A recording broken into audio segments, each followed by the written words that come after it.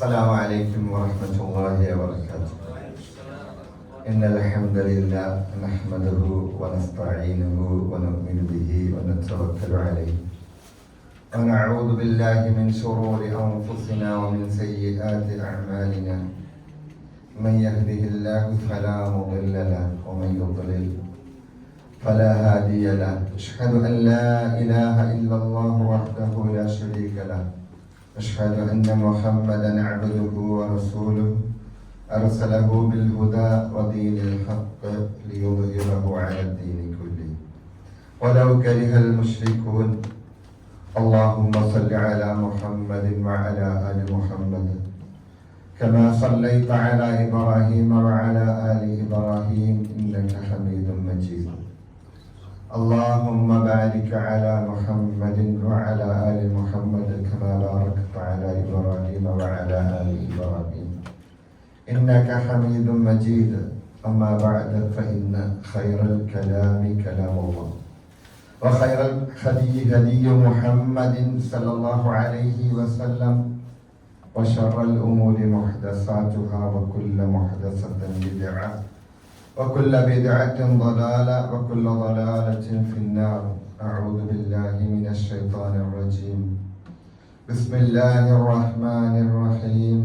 يا أيها الذين آمنوا اتقوا الله حق تقاته ولا تموتن إلا وأنتم مسلمون.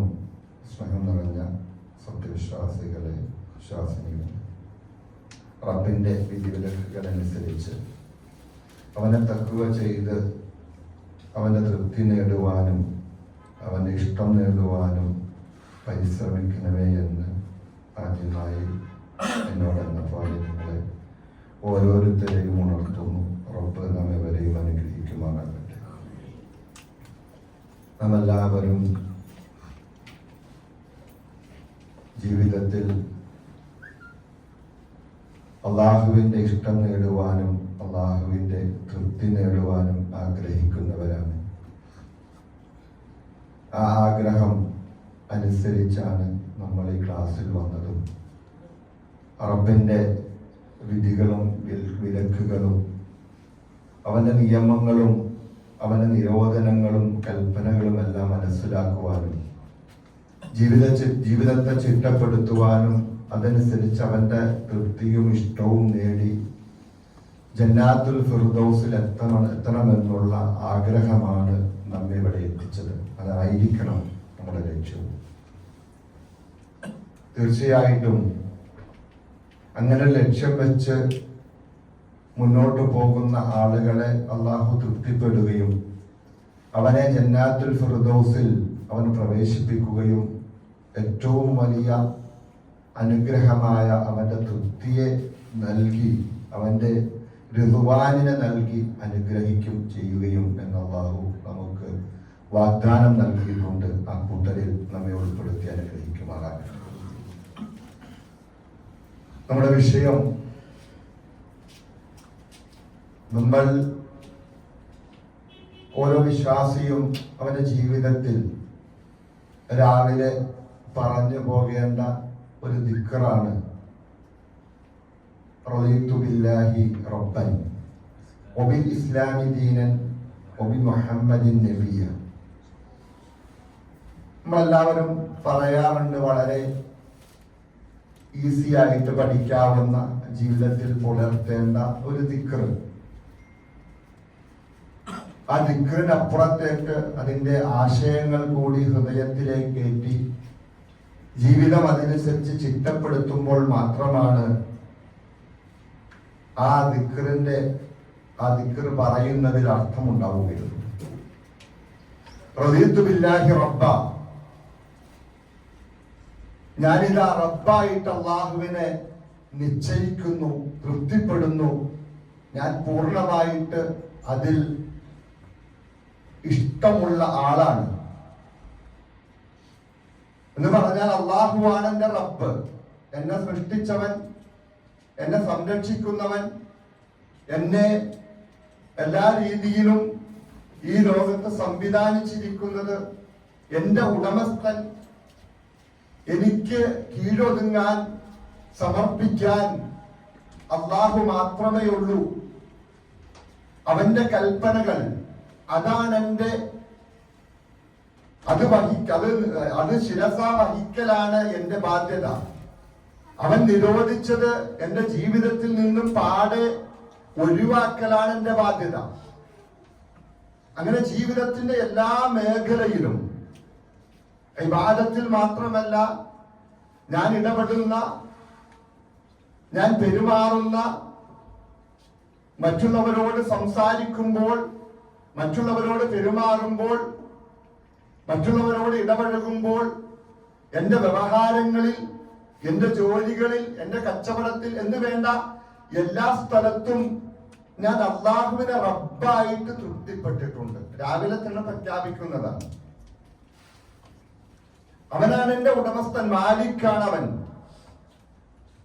അതുകൊണ്ട് തന്നെ അവനെ മാത്രമേ ഞാൻ റബ്ബായിട്ട് തൃപ്തിപ്പെടുന്നുള്ളൂ. ഒബിൽ ഇസ്ലാമി ദീന, അതുകൊണ്ട് തന്നെ എന്റെ ജീവിത വ്യവസ്ഥ ഇസ്ലാമാണ്. ആ റബ്ബ് നിശ്ചയിച്ച കാര്യങ്ങളാണ് എന്റെ ജീവിത വ്യവസ്ഥ, എന്റെ ദീൻ ഇസ്ലാമാണ്. ആ ഇസ്ലാം എന്റെ റബ്ബ് നിശ്ചയിച്ചതാണ്. ഒബി മുഹമ്മദിൻ നബിയ, ആ മുഹമ്മദ് നബി സല്ലല്ലാഹു അലൈഹി വസല്ലമ ആ റബ്ബ് അയച്ചതാണ്. ആ റബ്ബിന്റെ സന്ദേശങ്ങൾ എന്നിലേക്ക് പകർന്നു നൽകാൻ ഈ ലോകത്തേക്ക് വന്നതാണ്. അദ്ദേഹത്തെ നബിയായിട്ട് ഞാൻ തൃപ്തിപ്പെട്ടിരിക്കുന്നു.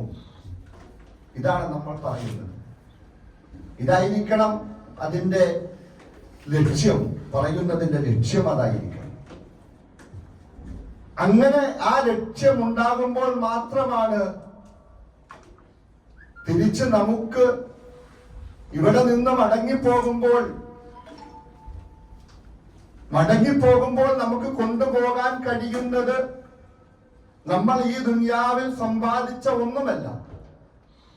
ഈ ദുനിയാവിൽ സമ്പാദിച്ച എത്ര വലിയ കൂമ്പാരക്കണക്കിന് ധനങ്ങൾ കൂട്ടിയിട്ട് സമ്പത്തായിട്ട് സ്വർണവും അതുപോലെ തന്നെ ക്യാഷും, നമ്മുടെ കാർഡുകളും, നമ്മുടെ ക്രെഡിറ്റ് കാർഡുകളും, അതുപോലെ തന്നെ നമ്മുടെ വാഹനങ്ങളും, നമ്മുടെ വീടും, നമ്മുടെ കുടുംബവും, നമ്മുടെ മക്കളും എല്ലാം നമ്മൾ ഇവിടെ ഒഴിവാക്കിയിട്ട് പോകുന്ന ഒരവസ്ഥയിൽ നമുക്ക് കൊണ്ടുപോകാൻ, നമുക്ക് കിട്ടേണ്ട ആ യാത്ര പറഞ്ഞു പോകുമ്പോൾ ഉണ്ടാകേണ്ട കാര്യം അള്ളാഹുവിന്റെ തൃപ്തിയാണ്. ആ തൃപ്തി കിട്ടണമെങ്കിൽ നമ്മൾ റബ്ബിനെ കുറിച്ച് തൃപ്തിയുള്ളവനായിരിക്കണം. എനിക്ക് റബ്ബിന്റെ നിയമങ്ങളെ കുറിച്ച് തൃപ്തിയില്ല, അവന്റെ ഖദറിനെ കുറിച്ച് തൃപ്തിയില്ല, അതുപോലെ തന്നെ അവൻ പറഞ്ഞ കാര്യങ്ങൾ, കൽപ്പിച്ച കാര്യങ്ങൾ അതനുസരിച്ച് ജീവിക്കാൻ എനിക്ക് തൃപ്തിയില്ല. അവൻ നിരോധിച്ച കാര്യങ്ങൾ എന്റെ ജീവിതത്തിൽ നിന്ന് മാറ്റിവെക്കാൻ എനിക്ക് തൃപ്തിയില്ല. മറ്റാരുടെയോ തൃപ്തിക്ക് വേണ്ടിയിട്ട്, ഉമ്മയുടെ, ബാപ്പയുടെ, അല്ലെങ്കിൽ ആ രീതിയിൽ റബ്ബിന്റെ തൃപ്തിക്ക് എതിരായിട്ട് നമ്മളുമായി ബന്ധപ്പെട്ട നമ്മുടെ കുടുംബത്തിന്റെയോ, മക്കളുടെയോ, നമ്മുടെ കൂട്ടുകാരുടെയോ, നമ്മുടെ നാട്ടുകാരുടെയോ, അല്ലെങ്കിൽ രാജ്യത്തിന്റെ മറ്റ് രാഷ്ട്രീയ നേതാക്കളുടെയോ, അതുപോലെ രാജ്യത്തിന്റെ മുഖ്യമന്ത്രിയുടെയോ, പ്രധാനമന്ത്രിയുടെയോ, അല്ലെങ്കിൽ ആരുടെയെങ്കിലും തൃപ്തിക്ക് വേണ്ടിയിട്ട് റബ്ബിന്റെ തൃപ്തി മാറ്റി വെച്ചിട്ടാണ് നമ്മൾ നടക്കുന്നതെങ്കിൽ, ജീവിക്കുന്നതെങ്കിൽ, നമുക്ക് തിരിച്ചു പോകുമ്പോൾ തിരിച്ച് റബ്ബിന്റെ തൃപ്തി നമുക്ക് കിട്ടുകയില്ല. ഇനി നമ്മൾ നമ്മിലേക്കൊന്ന് മടങ്ങുക. നമ്മൾ റദീതു ബില്ലാഹി റബ്ബൻ എന്ന് രാവിലെ തുടങ്ങി നമ്മുടെ ജീവിതത്തിലേക്കൊന്ന് മടങ്ങുക. നമ്മുടെ ജീവിതത്തിലേക്ക് നമ്മൾ നമ്മിലേക്കൊന്ന് മടങ്ങുക. മുസ്ലിം സമൂഹത്തിലേക്കൊന്ന് മടങ്ങുക. സമുദായം, സ്വന്തത്തിലേക്ക് മടങ്ങുക. എന്തുകൊണ്ടാണ് റബ്ബ് ഈ രീതിയിൽ മുസ്ലിം സമൂഹത്തെ, ആ സമൂഹത്തിൽ നിന്നും സമൂഹത്തിനെ ഇത്രയേറെ ജനങ്ങളാൽ ചുറ്റപ്പെട്ട്, ശത്രുക്കളാൽ ചുറ്റപ്പെട്ട് നിൽക്കേണ്ട ഒരവസ്ഥ വന്നിരിക്കുന്നത്? എന്തുകൊണ്ടാണ്? എന്താണ് ഈ സമൂഹത്തിന് പറ്റിയത്? എനിക്കെന്ത് പറ്റി? എന്താണ് ഈ ലോകത്ത് ഇങ്ങനെ ജീവിക്കേണ്ടി വരുന്നൊരവസ്ഥ? അവന് തീർച്ചയായിട്ടും ശത്രുക്കളാൽ ചുറ്റപ്പെടുന്ന ഒരു അവസ്ഥയുണ്ടാകുമെന്ന് നബി സല്ലല്ലാഹു അലൈഹി വസല്ലം പറഞ്ഞു. ഭക്ഷണത്തളികയിൽ നിന്നും ഭക്ഷണം പക്ഷികൾ റാഞ്ചിയെടുക്കുന്നത് പോലെ എന്റെ സമുദായത്തെ റാഞ്ചിയെടുക്കാൻ ചുറ്റുനിന്നും ശത്രുക്കൾ ഉണ്ടാകും. അങ്ങനെ കാലം വരാനുണ്ട്. ആ കാലം വരാനുണ്ട്, ഞാൻ അതിൽ പെടും എന്നാകാനല്ല, അങ്ങനെ ഒരു കാലം വരാനുണ്ട്. ആ കാലത്ത് നിങ്ങൾ കുറച്ചാളുകളല്ല, ഇഷ്ടംപോലെ ഉണ്ടാകും, എണ്ണത്തിൽ കൂടുതലായിരിക്കും. പക്ഷേ നിങ്ങൾ വെള്ളത്തിൽ ഒലിച്ചു വരുന്ന ചണ്ടികളെ പോലെയായിരിക്കും. നിങ്ങൾക്കുണ്ടാകുന്ന ഒരു രോഗമുണ്ട്. ആ രോഗമായിരിക്കും നിങ്ങളെ ശത്രുക്കളാൽ നിങ്ങളെ കൊത്തിവലിക്കുന്ന അവസ്ഥ ഉണ്ടാക്കിയത്. എന്താണത്? വഹനെന്ന രോഗമാണ്. ആ വഹനെന്ന രോഗം അത് ദുനിയാവിനെ ഇഷ്ടപ്പെടുക, ദുനിയാവിനെ ജീവിച്ച് തീർക്കാമെന്ന് വിചാരിക്കുക, ദുനിയാവിനെ തൃപ്തിപ്പെടുക. ദുനിയാവിൽ തൃപ്തിപ്പെട്ടു പോയിരിക്കുന്നു. ദുനിയാവിൽ തൃപ്തിപ്പെട്ടിട്ട് മരിച്ചു പോകില്ല എന്നുള്ള വിചാരത്തോടെയാണ് ജീവിച്ചുകൊണ്ടിരിക്കുന്നത്. എങ്ങനെയെങ്കിലും ദുനിയാവിൽ സുഖിക്കണം, അല്ലെ? പുതിയൊരു ട്രെൻഡ് എന്താണ്? അടിച്ച് പൊളിച്ച് ജീവിക്കുന്നത്. എന്തിനാണ് നിങ്ങൾ സമ്പാദിക്കുന്നത്? എന്തിനാണ് നിങ്ങൾ മക്കൾക്ക് വേണ്ടി മാറ്റിവെക്കുന്നത്? നിങ്ങളെങ്ങനെ ആസ്വദിക്ക്. എന്നും നിങ്ങൾക്ക് ടൂർ പോകാൻ പറ്റുമെങ്കിൽ ടൂർ പോ, എന്നിട്ട് സ്റ്റാറ്റസ് ഇട്.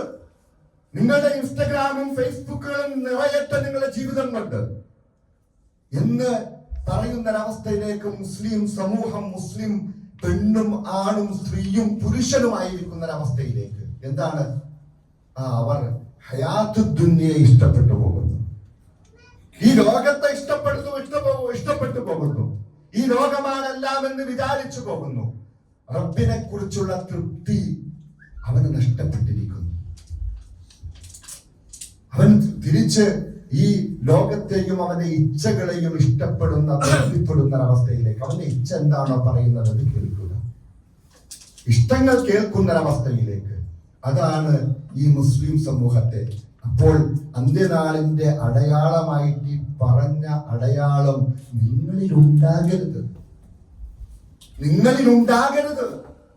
അന്ത്യനാളിന്റെ അടയാളങ്ങൾ എണ്ണി പറയുമ്പോൾ എന്റെ സമുദായത്തിലെ മനുഷ്യർ, എന്റെ സമുദായത്തിലെ ആളുകൾ ഇങ്ങനെയാകും എന്ന് പറയുമ്പോൾ അതിൽ നിങ്ങൾ പെട്ടുപോകരുതേ എന്ന് പറയുന്നതാണ് നബി സല്ലല്ലാഹു അലൈഹി വസല്ലം. ഓർമ്മപ്പെടുത്തിയതാണ്, മുന്നറിയിപ്പ് നൽകിയതാണ്. അല്ലാതെ എന്തായാലും ആകും, ഞാൻ അതിൽപ്പെട്ടവനല്ല. ഒരു വിശ്വാസി അതിൽ പെടാൻ പാടില്ല. വിശ്വാസി അതിൽ നിന്നും വ്യതിരക്തനായിരിക്കണം.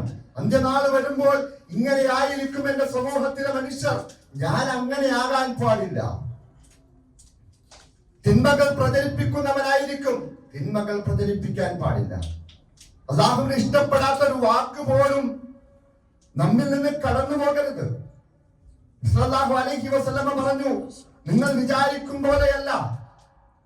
ഒരു വാക്ക് നിങ്ങൾ പറയുന്നത് റബ്ബിന്റെ കോപത്തിന്റെ പേരിലാണെങ്കിൽ ആ വാക്ക് കൊണ്ട് നിങ്ങൾ അവസാനം നരകത്തിലെത്തപ്പെടും. അല്ലാഹു രക്ഷിക്കുമാറാകട്ടെ. പ്രചരിപ്പിക്കുകയാണ്, എന്താണെന്ന് അറിയാൻ പാടില്ല. നമ്മൾ തന്നെ സ്വന്തം ചെയ്ത് എത്രയേറെ എന്ന് പറഞ്ഞാൽ മുസ്ലിം സമൂഹത്തിലെ സ്ത്രീകളാണെന്ന് ഏറ്റവും സോഷ്യൽ മീഡിയയിൽ കിടന്ന് കളിക്കുന്നത്. ഞാൻ പറഞ്ഞു വന്നത്, ഇതൊരു റളീതു ബില്ലാഹി റബ്ബൻ എന്നുള്ള ആ വാക്കിന് അർത്ഥവുമില്ലാതെയായിരിക്കുന്നു. എല്ലാവരും അല്ലാഹു ചോദിച്ചതുപോലെ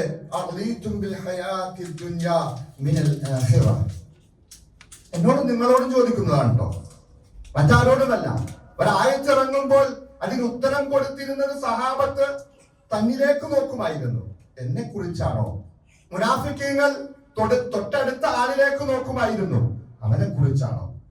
ഒരായത്തിറങ്ങുമ്പോൾ രണ്ട് നിലപാടാണ്. അള്ളാഹുവിന്റെ ആയത്തിറങ്ങിയാൽ ഒരു കൂട്ടർ എങ്ങനെയാണ്? സ്വന്തത്തിലേക്ക് നോക്കും, എന്നെ കുറിച്ചാണോ ഇറങ്ങിയത്?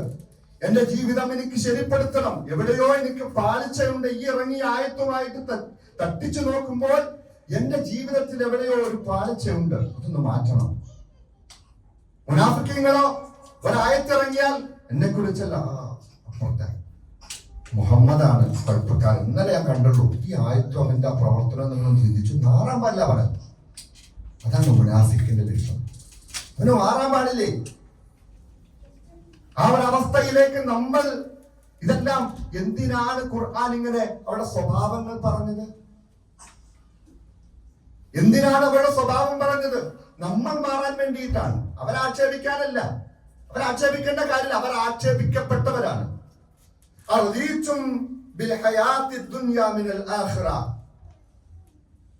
പരലോകത്തേക്കാൾ നിങ്ങൾ ഇഹലോകത്തെ ഇഷ്ടപ്പെടുകയാണോ, തൃപ്തിപ്പെടുകയാണോ? ഈ ലോകത്തെ സംവിധാനങ്ങൾ, ഈ ലോകത്തെ നിങ്ങളുടെ സംവിധാനങ്ങൾ ആഖിറത്തിനെ വെച്ച് നോക്കുമ്പോൾ ഇല്ല ഖലീൽ, അത് കുറച്ച് മാത്രമേ ഉള്ളൂ. അള്ളാഹുവിന്റെ അടുക്കൽ ദുനിയാവ് ഒരു സമുദ്രത്തിൽ കൊണ്ടുപോയി ഒരു സൂചി കുത്തിയിട്ട സൂചി എടുത്താൽ എത്രയുണ്ടോ അതിപ്പോ പറഞ്ഞു മനസ്സിലാക്കി തരാനിരിക്കുന്ന ആരോടും പ്രത്യേകിച്ച് പറയണ്ട. നമ്മുടെ ഭൂമിയുടെ വലിപ്പം പ്രപഞ്ചത്തിൽ എത്രയുണ്ടെന്ന് ഇപ്പോൾ പറഞ്ഞു കഴിഞ്ഞു. എത്രയുണ്ടെന്ന് നമുക്കറിയാം. ആ ഭൂമിയിലെ മുഴുവൻ സംവിധാനങ്ങൾ എടുത്ത് ഒരു സൂചിയിൽ കുത്തിയെടുത്താൽ സമുദ്രത്തിൽ അത്രയേ ഉള്ളൂ. അള്ളാഹുവിന്റെ അടുക്കൽ അത്രയേ ഉള്ളൂ, കുറച്ചുള്ളൂ. പക്ഷേ അതിന് വേണ്ടിയിട്ടാണ് ഈ കലീലായ സംവിധാനങ്ങൾക്ക് വേണ്ടിയിട്ടാണ് ഇവിടെ മനുഷ്യൻ അടിപിടി കൂടുന്നത്. ഈ കലീലായ ഇത്രയും കുറച്ച സംവിധാനങ്ങളാണ് ഈ മനുഷ്യനെ എല്ലാം തൃപ്തിപ്പെടുത്തുന്നതെങ്കിൽ റബ്ബിന്റെ തൃപ്തി എവിടെ പോയി? റബ്ബിനെ കുറിച്ചുള്ള നമുക്കുള്ള തൃപ്തി എവിടെ പോയി? നമ്മൾ റദീതു ബില്ലാഹി റബ്ബൻ എന്ന് പറയുന്നത് കൊണ്ട് നമ്മുടെ ജീവിതം കൊണ്ട് നമ്മൾ അത് ആ റദീതു ബില്ലാഹി റബ്ബനെ നമ്മുടെ ജീവിതത്തിലേക്ക് കൊണ്ടുവരുന്നുണ്ടോ എന്നാണ് ആലോചിക്കേണ്ടത്. മാത്രമാണ് ക്ലാസിന്റെ ലക്ഷ്യം. കാരണം അത് നമ്മൾ മനസ്സിലാക്കണമെങ്കിൽ അള്ളാഹുവിനെ തൃപ്തിപ്പെട്ട ഒരു കൂട്ടം മനുഷ്യരെ കുറിച്ച് അള്ളാഹു പറയുന്നുണ്ട്. അള്ളാഹു തൃപ്തിപ്പെട്ടവരാണ്, അള്ളാഹുവിനെ തൃപ്തിപ്പെട്ടവരാണ്.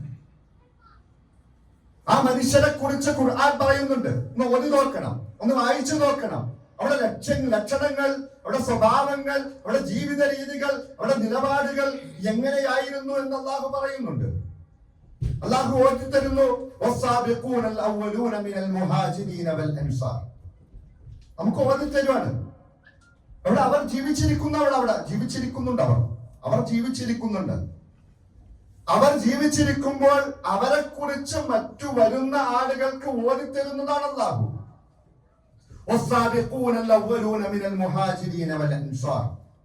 മുഹാജിരീങ്ങളിൽപ്പെട്ട മക്കയിൽ നിന്നും ഹിജറ ചെയ്ത് മദീനയിലെത്തിയ, ക്ലേശങ്ങൾ അനുഭവിച്ച, യാതനകൾ അനുഭവിച്ച, ത്യാഗങ്ങൾ അനുഭവിച്ച മുഹാജിറുകളായ എല്ലാം ഉപേക്ഷിച്ച് റബ്ബിന്റെ മാർഗത്തിലേക്ക് ഹിജറ ചെയ്തവർ, റബ്ബിന്റെ തൃപ്തിക്ക് മാത്രമായിട്ട് ഹിജറ ചെയ്തവർ, റബ്ബിനെ തൃപ്തിപ്പെട്ടൂലേ.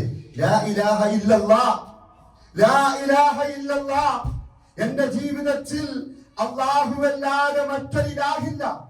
എനിക്ക് വിളിച്ചു പ്രാർത്ഥിക്കാൻ, എനിക്ക് ചോദിക്കാൻ, എന്റെ എല്ലാ ആരാധനകളും സമർപ്പിക്കാൻ, എനിക്ക് അനുസരിക്കാൻ, എന്റെ ത്വാഅത്തുകൾ പൂർണ്ണമായിട്ട് സമർപ്പിക്കാൻ, എന്റെ ജീവിതം മുഴുവനായിട്ട് സമർപ്പിക്കാൻ ലാ ഇലാഹ ഇല്ലല്ലാഹ്, അല്ലാഹുവാണ് റബ്ബ്, അല്ലാഹുവാണ് മാലിക്, അല്ലാഹുവാണ് ജബ്ബാർ, അല്ലാഹുവാണ് കബീർ എന്ന് വിശ്വസിച്ച ഒരു സമൂഹം മുഹാജിറുകളായി. എല്ലാം ഉപേക്ഷിച്ചു, എല്ലാം, ഒന്നുമില്ല. സ്വന്തം കുടുംബത്തെ, മക്കളെ, സമ്പത്തിനെ, വീടിനെ, നാടിനെ മുഴുവൻ ഉപേക്ഷിച്ചിട്ട് അവിടെ ചെന്ന മദീനയിലെത്തിയ ആ മുഹാജിറുകളും വൽ അൻസാർ അവിടേക്ക് കടന്നു വന്നപ്പോൾ മറ്റൊരു വിഷമവുമില്ലാതെ സ്വന്തം രക്തത്തിലുണ്ടായ സഹോദരനേക്കാൾ ചേർത്ത് പിടിച്ച, അവരെ സഹായിച്ച, എല്ലാം നൽകിയ അൻസാരികൾ, തന്റെ വീട് പകുത്തു നൽകിയ അൻസാരികൾ, തന്റെ കുടുംബത്തിൽ പകുതിയായി നൽകിയ അൻസാറുകൾ, തന്റെ കച്ചവടത്തെ പകുതിയായിട്ട് നൽകിയ അൻസാറുകൾ, എല്ലാ രീതിയിലും പകുത്തു കൊടുത്തു. എനിക്കാവശ്യമുള്ളത് എടുത്തുകൊള്ളുക എന്ന് പറഞ്ഞുകൊണ്ട് പകുത്തു കൊടുത്ത ആ സഹായിച്ച അൻസാറുകൾ, അവർ എങ്ങനെയുള്ളവരാണ്? വല്ലദീന തബഊഹും ബിഇഹ്സാൻ, അതുപോലെ അവരെ ഇഹ്സാനിൽ പിൻപറ്റിയ ആളുകളും. മുഹാജിറുകളും അൻസാറുകളും ഏറ്റവും ഉന്നത പദവിയിലാണ്.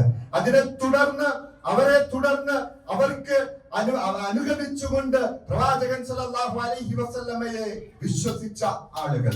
അതിൽ നമ്മളെല്ലാം അങ്ങനെയാണെങ്കിൽ നമ്മളെല്ലാം പറ്റും. അങ്ങനെയുള്ള ആളുകൾക്ക് റളിയല്ലാഹു അൻഹും, അവരാണ് അല്ലാഹു അവരെ തൊട്ട് തൃപ്തിപ്പെട്ടു. ഓക്കെ, അല്ലാഹു അവരെ തൊട്ട് തൃപ്തിപ്പെട്ടു. വറളു അൻഹു, അവർ അല്ലാഹുവിനെ തൊട്ടും തൃപ്തിപ്പെട്ടു. ഇനി പഠിക്കേണ്ട മുഹാജിറുകൾ അൻസാറുകൾ എങ്ങനെയായിരുന്നു, എങ്ങനെയായിരുന്നു അവരുടെ സ്വഭാവം എന്ന് പഠിക്കണ്ടേ? റളിയല്ലാഹു അൻഹും വറളു അൻഹു, അല്ലാഹുവിനെ തൊട്ട് അവർ തൃപ്തിപ്പെട്ടപ്പോൾ അല്ലാഹുവും അവരെ തൊട്ട് തൃപ്തിപ്പെട്ടു. ഏത് രീതിയിലാണ് തൃപ്തിപ്പെട്ടത്? എന്തൊരു കാര്യം പറഞ്ഞോ അത് അപ്പം തന്നെ അനുസരിക്കുക, എന്തൊന്നാണോ നിരോധിച്ചത് അത് അപ്പം തന്നെ ജീവിതത്തിൽ നിന്നും മാറ്റിവെക്കുക. അല്ലാഹു എന്തൊന്നാണോ നിശ്ചയിച്ചിരിക്കുന്നത്, ഖദറായിട്ട് എനിക്ക് നിശ്ചയിച്ചിരിക്കുന്നത് രോഗമാണോ, ക്ഷമിക്കണം. അതല്ല എന്റെ സമ്പത്ത് നഷ്ടപ്പെടുത്തി കളയലാണോ, ഞാൻ ക്ഷമിച്ചേ മതിയാകൂ. അതല്ല എന്നെ ഭയപ്പെടുത്താനാണോ ഉദ്ദേശിക്കുന്നത്, ഞാൻ ക്ഷമിച്ചേ മതിയാകൂ. അതല്ല എനിക്ക് ധാരാളമായി സമ്പത്ത് നൽകി, എനിക്ക് ആരോഗ്യം നൽകി, മക്കളെ നൽകി, എന്റെ ജീവിതത്തിൽ സർവ്വസുഖവും നൽകുമ്പോൾ ഞാൻ ശുക്ർ നൽകിയേ മതിയാവൂ. എനിക്ക് ഖദറാണത്. അഹങ്കരിക്കാൻ എനിക്ക് അഹങ്കരിക്കാൻ ഒരു രീതിയിലും എനിക്ക് അനുവാദമില്ല. ഞാൻ അതിൽ ആ ഖദറിൽ, അല്ലാഹുവിന്റെ ഖദറിൽ ഞാൻ പൂർണ്ണ തൃപ്തനാണ്. എനിക്ക് അഹങ്കരിക്കാൻ എന്റെ കഴിവ് കൊണ്ടല്ല നേടിയത്, എന്റെ കഴിവില്ലായ്മ കൊണ്ടല്ല നഷ്ടപ്പെട്ടത്, പരീക്ഷണം മാത്രമാണ്. ക്ഷമിച്ചു, അതല്ലെങ്കിൽ അതിൽ ശുക്ർ ചെയ്തു, അഹങ്കരിക്കാതെ. അങ്ങനെയുള്ള ആ മുഹാജിറുകളും അൻസാറുകളും സഹാബ കിറാം അവരെങ്ങനെയാണ്, അവർക്കുള്ള പ്രതിഫലം എന്താണ്? അഅദ്ദലഹും, അവർക്ക് ഒരുക്കി വെച്ചിരിക്കുന്നു ജന്നാത്തുൻ തജ്രി തഹ്തഹൽ അൻഹാർ, താഴ്ഭാഗത്തുകൂടി അരുവികൾ ഒഴുകുന്ന തോട്ടങ്ങളാണ് അവർക്ക് വേണ്ടി ഒരുക്കി വെച്ചിരിക്കുന്നത്. ഖാലിദീന ഫീഹാ, അതിൽ അവർ ശാശ്വതരായിരിക്കും. അവർ അതിൽ ശാശ്വതരായിരിക്കും. ദാലിക ഫൗസുൽ അലീം, അതാണ് ഏറ്റവും വലിയ വിജയം. ആ വിജയത്തിലേക്കാണ് പോകേണ്ടത്. അതിന് നമ്മൾ അല്ലാഹുവിനെ കുറിച്ച് തൃപ്തിപ്പെട്ടിരിക്കണം. എങ്ങനെ തൃപ്തിപ്പെട്ടിരിക്കണം? സഹാബത്ത് തൃപ്തിപ്പെട്ടതുപോലെ. അനസ് റളിയല്ലാഹു അൻഹു റിപ്പോർട്ട് ചെയ്യുന്ന ഹദീസിൽ കാണാം, ത്വൽഹ റളിയല്ലാഹു അൻഹുവിന്റെ വീട്ടിലിരുന്ന് കള്ള് കുടിക്കുകയാണ് സഹാബത്ത്.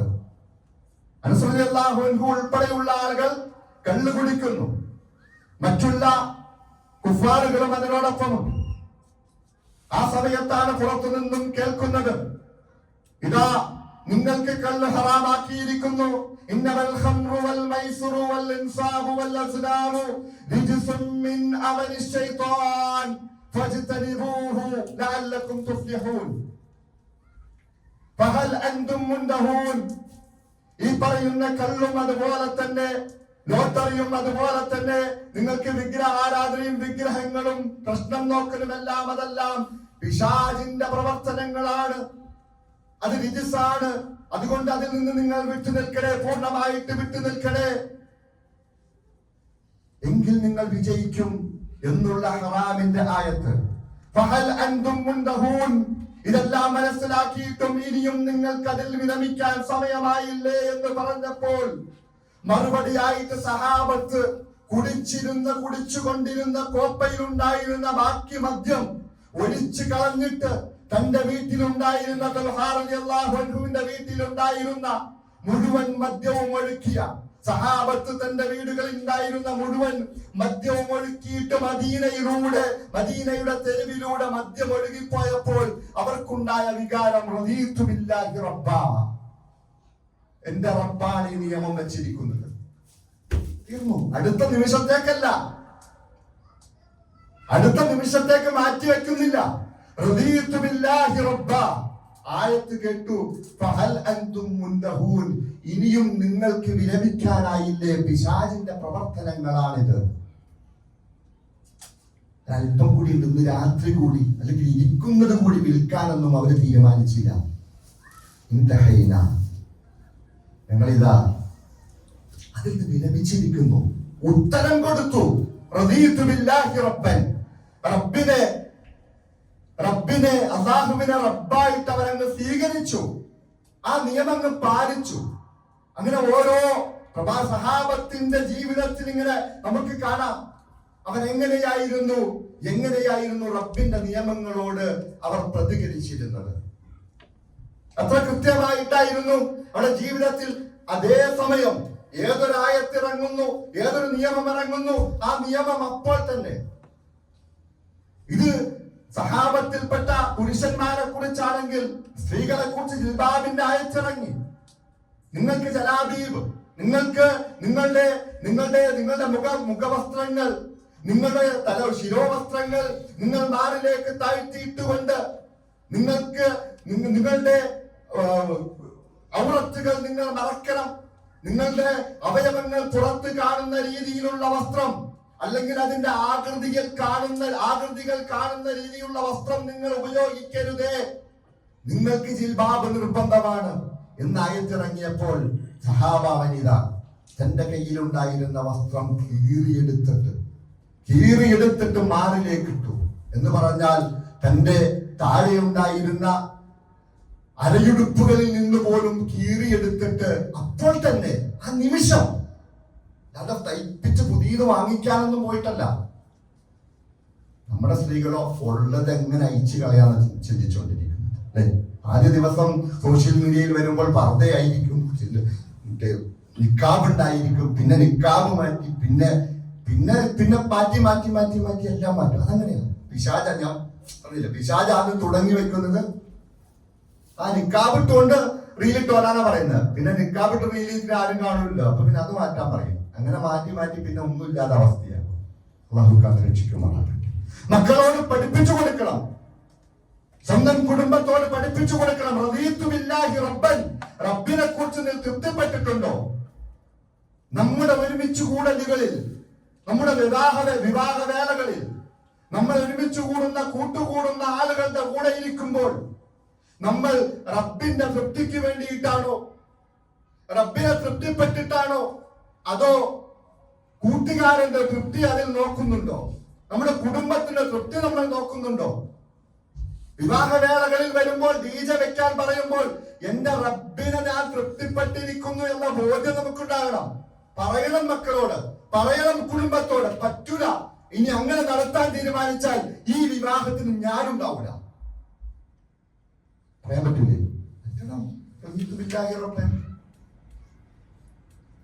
കൂട്ടുകാരോട് അല്ലെ? പലപ്പോഴും ആർക്ക് വേണ്ടിയാണ്? അള്ളാഹുവിന് ഇഷ്ടമല്ലാത്ത, അള്ളാഹു ഏറ്റവും കോപിക്കുന്ന ശിർക്കൻ പ്രവർത്തനങ്ങളുമായിട്ട് മുന്നോട്ട് പോകുന്ന, ശിർക്കിന്റെ ആഘോഷങ്ങൾക്ക് വിഷ് ചെയ്യുന്ന, ശിർക്കിന്റെ ആഘോഷങ്ങളോടൊപ്പം ഇരുന്ന് സദ്യ കഴിക്കുന്ന, എവിടെയാണ് റളീതു ബില്ലാഹി റബ്ബൻ? അള്ളാഹുവിന് ഇഷ്ടമല്ലാത്ത, കോപമുള്ള, അള്ളാഹുവിന് ഏറ്റവും കോപമുള്ള ശിർക്കുമായ പ്രവർത്തനങ്ങൾക്ക് വിഷ് ചെയ്യാൻ ഒരു മുസ്ലിമിന് എങ്ങനെ കഴിയും? അവന്റെ കൂട്ടുകാരന്റെ തൃപ്തി നോക്കുന്നു. ഞാനത് പറഞ്ഞില്ലെങ്കിൽ അവൻ എന്നെ കുറിച്ച് എന്ത് വിചാരിക്കും? അവിടെ മറന്നു പോകുന്നത് അവന്റെ മുസ്ലിം എന്ന സ്വത്വത്തെയാണ്. അനമിനൽ മുസ്ലിമീൻ, ഉറക്കെ പ്രഖ്യാപിക്കണം, ഞാൻ എന്റെ റബ്ബ്, അല്ലാഹുവിനെ കുറിച്ച് ഞാൻ വിചാരിച്ചിരിക്കുന്നത് എന്റെ റബ്ബായിട്ടാണ്. ആ റബ്ബിന്റെ നിയമങ്ങൾക്ക് കീഴൊതുങ്ങുന്ന മുസ്ലിമാണ് ഞാൻ. പറയണം, കൂട്ടുകാരനോട് പറയണം, എനിക്ക് കഴിയില്ല, വിഷുവിന് വിഷ് ചെയ്യാൻ കഴിയില്ല, ഓണത്തിന് വിഷ് ചെയ്യാൻ കഴിയില്ല, എനിക്ക് ക്രിസ്മസിന് വിഷ് ചെയ്യാൻ കഴിയില്ല. കാരണം അത് ശിർക്കാണ് സഹോദര. നിന്റെ റബ്ബുണ്ടല്ലോ, നിന്റെ റബ്ബ് നിന്നെ ജനിപ്പിച്ച, നിന്നെ സൃഷ്ടിച്ച, നിനക്ക് സംവിധാനങ്ങൾ ഒരുക്കിയ, നിനക്ക് ഭക്ഷണം നൽകിയ, ഇന്ന് രാവിലെ നിന്നെ എഴുന്നേൽപ്പിച്ച, ഇന്നലെ രാത്രി നിന്നെ കിടത്തുറക്കിയ നിന്റെ റബ്ബുണ്ടല്ലോ, അതാണ് എന്റെ റബ്ബ്. ആ റബ്ബിന്റെ അനുസരണയാണ് എന്ത്? ക്രിസ്മസിന് വിഷ് ചെയ്യാൻ പാടില്ല, ക്രിസ്മസ് ഇന്നതാണ്. നീ ആ റബ്ബിലേക്ക് വാ, പറയാൻ കഴിയും. ഇന്ന് പേടിയാണ് അല്ലെ? പേടിച്ച് എവിടെ എത്തിപ്പ? നമ്മൾ എന്ത് ചെയ്താലും അതിനപ്പുറത്തേക്കാണ് നമുക്കെതിരെ വരുന്നത് അല്ലെ? ഇന്ന് മുറിച്ച് കാലില്ലാതെ, ചെരുപ്പിനനുസരിച്ച് കാല് മുറിച്ച് ഇപ്പൊ കാലില്ല, നിൽക്കാൻ പറ്റല്ല, ഇപ്പൊ ചെരുപ്പ് മാത്രമേ ഉള്ളൂ. ആ ഒരവസ്ഥയിലേക്ക് ഈ സമൂഹം പോയാൽ പിന്നെ എങ്ങനെയാണ് അള്ളാഹുവിന്റെ സഹായം ഉണ്ടാവുക?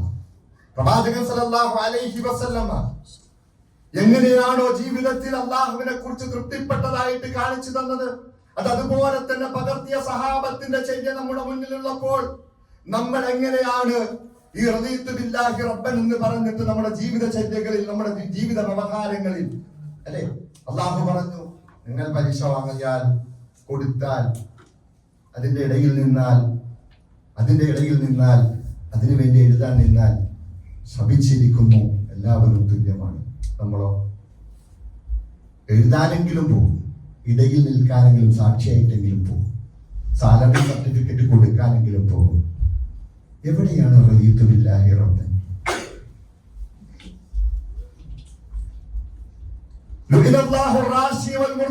കൈക്കൂലി വാങ്ങുന്നവനും കൊടുക്കുന്നവനും അല്ലാഹുവിനാൽ ശപിക്കപ്പെട്ടിരിക്കുന്നു, അല്ലാഹു ശപിച്ചിരിക്കുന്നു എന്ന് പറഞ്ഞിട്ട് വീണ്ടും റദീതു ബില്ലാഹി റബ്ബൻ എന്ന് രാവിലെ പറഞ്ഞു പോകുന്ന മനുഷ്യൻ ഏതെങ്കിലും ഒരു മാനേജർക്ക് കൈക്കൂലി കൊടുത്തിട്ടായിരിക്കും അവന്റെ ഓർഡർ ശരിയാക്കുന്നത്. ഏതെങ്കിലും ഒരു മനുഷ്യൻ തന്റെ കൈക്കൂലി കൊടുത്തിട്ടായിരിക്കും അവന്റെ ജോലി നാട്ടിൽ ശരിയാക്കുന്നത്. എങ്ങനെയാണ് റദീതു ബില്ലാഹി റബ്ബൻ എന്ന് പറയുന്നത്? അല്ലാഹു ശപിച്ചിരിക്കുന്നു, അല്ലാഹുവിനെ കുറിച്ച് തൃപ്തിപ്പെട്ടിട്ടുണ്ടോ എന്ന് ചിന്തിക്കണം. അങ്ങനെയുള്ള ആളുകളാകാൻ പാടില്ല. ഒരു കൂട്ടം ആളുകളെ കുറിച്ച് പറയുന്നുണ്ട്, ഇന്നല്ലദീന ലാ യർജൂന ലിഖാഅന. ആരാണെന്ന് വിചാരിക്കണം. ഇനി പറയാൻ പോകുന്ന കാര്യങ്ങൾ ശ്രദ്ധിക്കണം. ഇന്നല്ലദീന ലാ യർജൂന ലിഖാഅന. നമ്മുടെ അല്ലാഹുവിന്റെ ലിഖാഇനെ, കണ്ടുമുട്ടലിനെ ഇഷ്ടപ്പെടാത്ത ഒരാളുകളുണ്ട്, കുറെ ആളുകളുണ്ട്. ആളുകളിൽ പെട്ടുപോകരുതെന്ന് അല്ലാഹു പറയുന്നത്. ആരാണവർ? റദൂ ബിൽ ഹയാത്തി ദുനിയ. നമ്മൾ അങ്ങനെ പെട്ടുപോകുന്നുണ്ടോ എന്ന് ചിന്തിക്കണം കേട്ടോ. റദൂ ബിൽ ഹയാത്തി ദുനിയ. കൈക്കൂലി വാങ്ങിച്ചുകൊണ്ട് ഈ ദുനിയാവ് സമ്പാദിക്കാൻ തീരുമാനിച്ചാൽ, കൈക്കൂലി കൊടുത്തുകൊണ്ട് ഈ ദുനിയാവ് സമ്പാദിക്കാൻ വിചാരിച്ചാൽ, പലിശ വാങ്ങിച്ചുകൊണ്ടും പലിശ കൊടുത്തുകൊണ്ടും ഈ ദുനിയാവ് സംവിധാനിക്കാൻ നിങ്ങൾ വിചാരിച്ചാൽ, അതുപോലെ തന്നെ ഇഷ്ടം കളവ് പറഞ്ഞുകൊണ്ട് ചതിച്ചുകൊണ്ട് ഈ ദുനിയാവ് നിങ്ങളിലേക്ക് വരുത്തുവാൻ നിങ്ങൾ തീരുമാനിച്ചാൽ, നിങ്ങളുടെ ഭാര്യയുടെ, നിങ്ങളുടെ കുട്ടികളുടെ, നിങ്ങളുടെ മാതാപിതാക്കളുടെ, നിങ്ങളുടെ ഭർത്താവിന്റെ ഇഷ്ടങ്ങൾക്കനുസരിച്ച് ഈ ദുനിയാവിന്റെ ആലങ്കാരങ്ങളിൽ പെട്ടുപോയാൽ, ദുനിയാവിന്റെ ജീവിതത്തെ നിങ്ങൾ തൃപ്തിപ്പെട്ടുപോയി. എന്നിട്ടോ അതിൽ നിങ്ങൾ സംതൃപ്തി അടയുകയും ചെയ്യുന്നു. വിഷമമൊന്നുമില്ല. ഇതൊക്കെ കൊടുത്ത് മേടിച്ച് അതിൽ തന്നെ സുഖമായിട്ട് ജീവിക്കുകയാണ്. അടിച്ചു പൊളിച്ച് ജീവിക്കുന്നു. തോന്നിയതുപോലെ ടൂറ് പോയി, തോന്നിയതുപോലെ ഭക്ഷിച്ച്, എന്ത് തിന്നണം, എവിടെ നിന്ന് തിന്നണം, എന്താണ് തിന്നേണ്ടത്, എന്താണ് ഹലാല്, എന്താണ് ഹറാമ്, എന്താണ് ത്വയ്യിബ് എന്ന് മനസ്സിലാക്കാതെ കിട്ടിയതെല്ലാം വാരി വലിച്ചു തിന്നു. അത് യഥേഷ്ടം തിന്നു കുടിച്ച് ജീവിക്കുന്ന മനുഷ്യർ. അവർ ആ കൂട്ടർ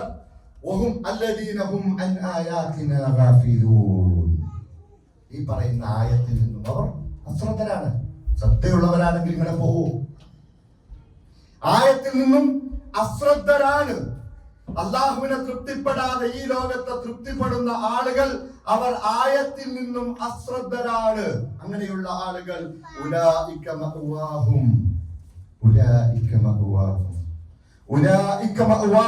കൂട്ടരുടെ സങ്കേതം അന്നാർ, നരകമാണ്, കത്തിയെരിയുന്ന നരകമാണ്.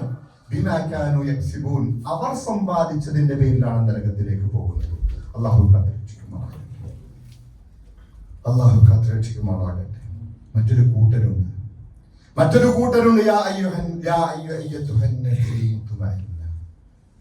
ഒരു കൂട്ടം ആളുകൾ അവരെ മരിക്കാൻ നേരത്ത്, മരണത്തിന്റെ സമയത്ത് അവരോട് മലക്കുകൾ വന്ന് പറഞ്ഞുകൊണ്ട് അവരെ പുറത്തേക്ക് കൊണ്ടുവരുന്ന, അവരുടെ ആത്മാവിനെ പുറത്തേക്ക് കൊണ്ടുവരുന്ന ഒരവസ്ഥയെ കുറിച്ച് ഖുർആൻ പറയുന്നുണ്ട്. ഏതിൽ പെടണമെന്ന് നമ്മൾ തീരുമാനിക്കണം. അല്ലാഹുവിനോട് തൗഫീഖിന് വേണ്ടി ചോദിക്കുകയും ചെയ്യുന്നു. യാ അയ്യതുഹൻ നഫ്സുൽ മുത്മഇന്ന. റബ്ബിന്റെ വിധിയിൽ തൃപ്തിയടഞ്ഞവർ, റബ്ബിന്റെ ഖദറിൽ തൃപ്തിയടഞ്ഞവർ, റബ്ബിന്റെ നിയമങ്ങളിൽ തൃപ്തിയടഞ്ഞവൻ, റബ്ബിന്റെ വിധിവിലക്കുകൾ തൃപ്തിയടഞ്ഞവൻ. യാ അയ്യതുഹൻ നഫ്സുൽ മുത്മഇന്ന. ശാന്തമായ തൃപ്തിയടഞ്ഞ മനസ്സേ,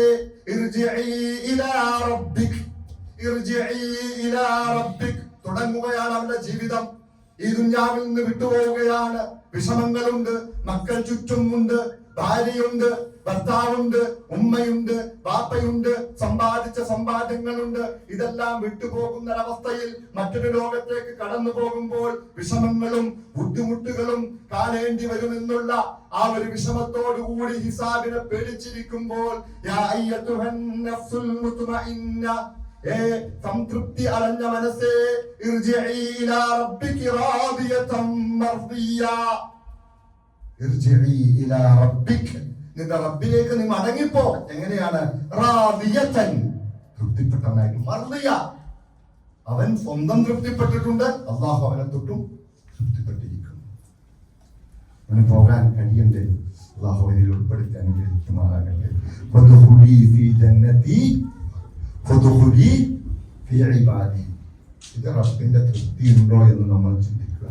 നമ്മുടെ ജീവിതം റബ്ബിന് തൃപ്തിയാണോ, നാം റബ്ബിനെ തൊട്ട് തൃപ്തിയാണോ എന്ന് ചിന്തിച്ചു നോക്കുക. അതോ ഇഹലോകമാണോ നമ്മൾ തൃപ്തിപ്പെട്ടത് എന്ന് ചിന്തിച്ചു നോക്കുക. മാറുക, നമ്മൾ നമ്മിലേക്ക് മാറുക. സമൂഹത്തെ മുഴുവൻ നന്നാക്കിയെടുത്തിട്ട് എനിക്ക് മാറാൻ കഴിയില്ല. നമ്മൾ മരിച്ചു പോകുമ്പോൾ, എന്റെ നഫ്സിനെ എടുക്കുമ്പോൾ റാദിയത്തൻ മർദിയ എന്ന് വിളിച്ചുകൊണ്ട് പറയുന്ന ആ ഒരു ആത്മാവിൽ ഉൾപ്പെടാൻ നമ്മൾ ശ്രമിക്കണം. നമ്മുടെ കുട്ടികളോട് പറഞ്ഞു കൊടുക്കണം. ഈ ആയത്തുകൾ ഇങ്ങനെ ഓതിക്കൊടുക്കണം, പറഞ്ഞു കൊടുക്കണം, മക്കളോട് പഠിപ്പിച്ചു കൊടുക്കണം. നമ്മൾക്കറിയില്ലെങ്കിൽ മറ്റുള്ളവരെ കൊണ്ട് പറഞ്ഞു കൊടുക്കണം. നമ്മൾ പഠിക്കണം. അല്ലാഹു തൗഫീഖ് നൽകി അനുഗ്രഹിക്കുമാറാകട്ടെ. വന്നു പോകുന്ന ചെറുതും വലുതുമായ എല്ലാ പാപങ്ങളും വിട്ടുകൊടുത്തു മാപ്പാക്കട്ടെ. ജന്നാത്തുൽ നഈമിൽ നമ്മെ എല്ലാവരെയും ഒരുമിച്ച് കൂട്ടി അനുഗ്രഹിക്കുമാറാകട്ടെ. അല്ലാഹുവേ, നമ്മുടെ മാതാപിതാക്കൾക്കും കുടുംബങ്ങൾക്കും എല്ലാം പുറത്തു കൊടുത്ത് ജന്നാത്തുൽ ഫിർദൗസിൽ ഞങ്ങൾ എല്ലാവരെയും ഒരുമിച്ച് കൂട്ടി റബ്ബേ. അല്ലാഹുവേ, ഞങ്ങൾക്ക് രോഗങ്ങളും വിഷമങ്ങളും കൊണ്ട് ബുദ്ധിമുട്ടുന്ന ആളുകളുണ്ട് റബ്ബേ. അവിടെ എല്ലാ വിഷമങ്ങളെയും രോഗങ്ങളെയും ശിഫയാക്കി നൽകി അനുഗ്രഹിക്കണേ റബ്ബേ. വേദന കൊണ്ട് കഷ്ടപ്പെടുന്ന ആളുകൾക്ക് വേദനയെ നീക്കി കൊടുക്കണേ റബ്ബേ. അല്ലാഹുവേ, അതുപോലെ തന്നെ ആ യുദ്ധത്തിന്റെ എല്ലാ കെടുതികളിൽ നിന്നും നമ്മുടെ സഹോദരങ്ങളെ രക്ഷപ്പെടുത്തണേ റബ്ബേ. ഫലസ്തീനിലെ, സുഡാനിലെ, യമനിലെ ആളുകളെയെല്ലാം രക്ഷപ്പെടുത്തി അനുഗ്രഹിക്കണേ റബ്ബേ. അവർക്ക് ഭക്ഷണം നൽകി അനുഗ്രഹിക്കണേ റബ്ബേ. ربنا آتنا في الدنيا حسنة وفي الآخرة حسنة وقنا عذاب النار. ربنا تقبل منا إنك أنت السميع العليم وتب علينا إنك أنت التواب الرحيم. السلام عليكم ورحمة الله وبركاته.